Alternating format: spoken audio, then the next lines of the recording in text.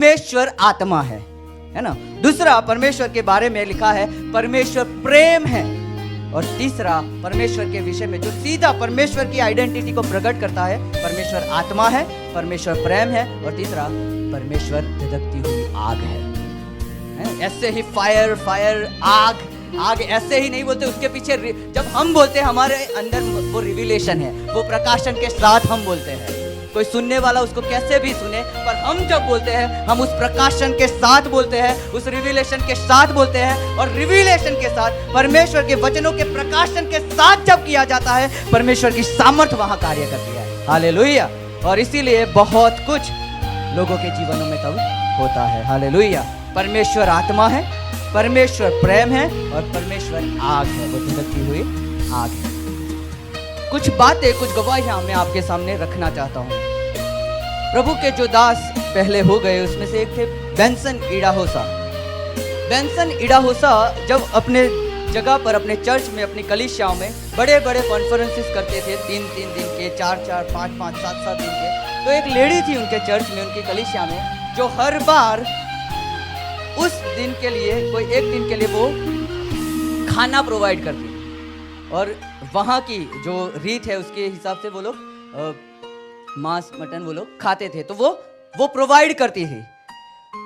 हर बार, हर conference में जब भी परमेश्वर के दास ऐसी चीजें रखते थे, वो वहाँ खाना प्रोवाइड करती थी। एक दिन क्या हुआ, हर बार की तरह जो बेंसन इडाहोसा सर है, उन्होंने, उनके जो वॉलंटियर्स थे, उनकी जो सहायक गण थे, उन्होंने उस कॉन्फ्रेंस में भी सोचा था कि एक दिन का तो हमारा कोई चिंता नहीं है, वो जो बहन है। तो इस बार क्या हुआ, प्रभु के दास वहां पर मौजूद थे, कॉन्फ्रेंस चल रहा था, और वो लेडी, वो स्त्री कपड़े को लपेटे हुए, कपड़ा उसके ऊपर बिछाया हुआ था, और वो लेकर आई वो खाना। और प्रभु के दास वहां पर आए प्रेयर के लिए। उन्होंने जैसे ही वो कपड़ा उठाया, हर बार कुछ और होता था खाने के लिए, सबके लिए, जो भी कॉन्फ्रेंस में है। इस बार वहां पर उनका खुद का बेटा, उनका खुद का बेटा मरा हुआ। और उन्होंने प्रभु के दास से कहा, बेंसन इडाहोसा से, कि मैंने परमेश्वर के लिए, परमेश्वर के लोगों के लिए भलाई की, तो परमेश्वर मेरे साथ ऐसा क्यों किया। प्रभु के दास बेंसन इडाहोसा ने कुछ नहीं बोला। उन्होंने कहा, आपके लिए मेरे पास कुछ नहीं है। उन्होंने फिर वो बेटे को ऐसे ही पकड़ा, घसीटते हुए पुलपिट पे लेकर गए, और वो प्रचार कर, पुलपिट पर लेकर गए, रख दिया, प्रचार करने लगे। जैसे जैसे वो प्रचार में आगे बढ़ते गए, वो शरीर हिलने लगा, वो शरीर हिलने लगा, और प्रचार के दौरान ही वो बेटा खड़ा हो गया, जिंदा हो गया।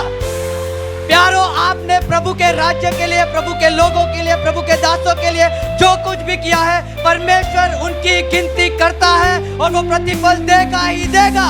आमीन। जो कुछ भी आपने परमेश्वर के लिए किया है, परमेश्वर के राज्य के लिए किया है, परमेश्वर आपको नियत समय पे प्रतिफल देगा। प्यारो, मृत्यु की कीमत, जान की कीमत क्या होती है, कौन दे सकता है? कौन सा बड़े से बड़ा डॉक्टर ले आओ, कोई मृत शरीर में जान नहीं डाल सकता। वो परमेश्वर ही है जो जीवतों का परमेश्वर है, और इसीलिए वो जान मुर्दों में डालता है और मुर्दे जिंदा उठते हैं। हालेलुया। मेरा यीशु महान है, बोलिए, मेरा यीशु में ऐसा महान है।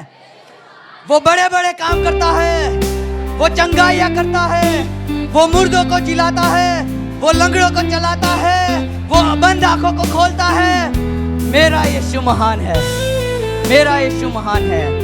या प्यारो, यदि आपका रियल रिलेशन प्रभु के साथ होगा, आप ऐसा कह सकते हो कि वो मेरा बाप, वो मेरा पिता, मेरा यीशु महान है। आमीन।